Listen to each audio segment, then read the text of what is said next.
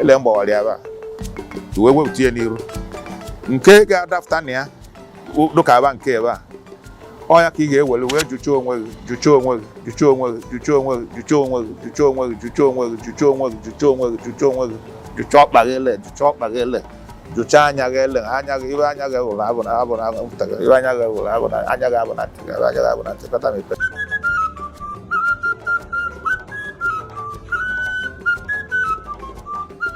aba m bụ Amaobi Chukwu abụ m onye Amudo village dị n'Ọka. Ose ọra bụ mkpụrụ osisi Chukwu debere maka ihe dị n'ọgụ. Ose ọra na-alụ ọrụ ime ka mmadụ dị ọcha wee nwee ike izute mmụọ ma nwee ike ịnọchite anya mmadụ n'ebe mmụọ dị. Ose ọra ka ị ga-eji wee debe onwe gị nsọ wee nwee ike iji ọgbọ n'aka ma ọ bụ ịgọ ọgbọ agọ. Ose ọra before ị baa na ubu ị ga-ewe ose ọra wee jụcha onwe gị. Njụcha ihe a na-akọwa bụ njụcha bụ ime onwe gị ka ị wee nwee ike ịdụnwu nsọ ịba n'obu ajana ma ọ bụ ijide ọba ajana. Ị ga-ewegodo ose ọra jụcha onwe gị. Ịjụchacha onwe gị, that is ime onwe gị ka onwe gị ka ịdụ ọcha. Ịdị ọcha ahụ bụ na ị nwere ike na-aga n'ezi iwu iwe kwesịrị ịbụ dịka onye na-aga n'ezi. Ị ga-ajụcha anya gị, ị ga-ajụcha ma ọ bụ ikwu iwe kwesịrị ikwu ma ọ bụ n'iwe kwesịrị ịnụ. Ose ọra anụ ka ị ga-eji wee jụcha anya, ị ga-eji wee jụcha anya gị, clean ọnụ gị, kpochaa ọnụ gị, were jụcha ọnụ gị, were jụcha ntị gị, wee jụcha arụ niile, wee were nwebido onwe gị okirikiri ma nke ịma alụ bekee olu ma nke ịmara bekee olu bụ ihe ga-eme ka igbe na-ezu n'oke n'iji ọgbọ ma ọ n'ịba n'owe aja ana ka ya yibe ka ịjụchafụ ya. Oyibo ose ọra na-alụ. Ose ọra ka a ga-aga ijide ma ọ iwere wee jụcha onwe gị i wee nwee ike ịkwụ n'obu ọ bụ ine obu anya ma ọ bụ ịbaga n'ime obu abaga wee mee ihe kwesịrị ime dịka onye aka ji ọgbọ. Ose ọra ga-enyere gị aka wee jụcha onwe gị wee mee onwe gị dị ọcha. Ose ọra anara ebeghe ose ọra n'iru ele nyere eji ose ọra meghe ya n'iru. Ị ga-emeghe ose ọra, ị ga-ewebuga ose ọra n'azụ wee meghe ya maka na anaghị na-asa ara anya n'iru wee na-emeghe ya maka nke ịbụrụ maka nke ịbụrọ. Ọnya ka ose ọra eji emeghere ya n'azụ.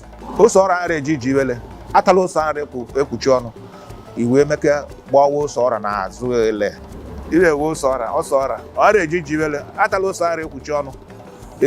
Ọ bụ iwu do na ya dị ebe ahụ. Ọ bụ ụlọ ose ọra bara ọ imeghe ka ịdụgharị ka ị nwee confidence nke ndị Igbo na-ekwu inwe confidence nke ndị Igbo na-achị inweru okwukwe na onwe gị na ibe niile nke ịchọ ime na ọ bụ ibe ị kwesịrị ime ka imegolu wee dị ọcha wee baa tụra dịka ọ bụ na ịbazia na-ewu wee na-aga ọgbọ ị nwee okwukwe n'ime onwe gị na o nwere ibe laka ụnụ na ọgbọ niile ị na-aga ọbụ ibe kwesịrị ilele maka na ikpochefuchego ibe kwesịrị na ọ ga-eme gị ka ịda mba n'ibe ị na-eme. Ose ọra ọ na-enye mmadụ ume ka igbe na-ada na mba n'ime mmụọ. Ose ọra ebe ose ọra na-alụ. Ose ọra bụ ibe mmụọ mkpụrụ mmụọ na ọjị bụ nwanne ya na nzu bụ nwanne. Ose ọra ọjị na nzu bụ nwanne.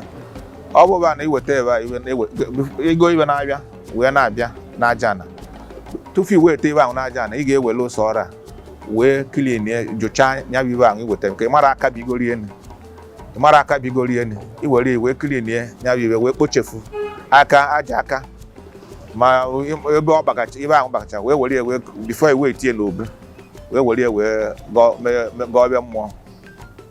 N'ala Igbo a na-akụ ya n'ala Igbo a na-akụ ya nwere ike ose ọra anaghị efu sọsọ n'ebe eweduka n'ugwu Hausa ka ma mara ma ọ ga na-efu maka n'idili mmiri ebe mmiri ndụ a na-akụ ya n'ụlọ mgbe gboo.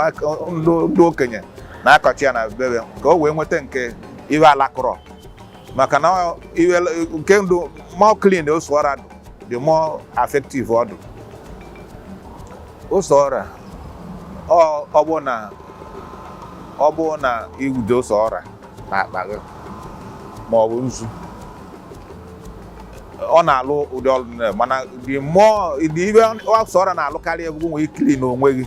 Onwegoro onwe ibe mmadụ mee iwe at that particular time were clean onwe gị, ibe ndị ahụ niile ga-afụ. Ose ọra for cleansing. Ose ọra for cleansing, to put you pure again before Spirit of God to answer your prayer.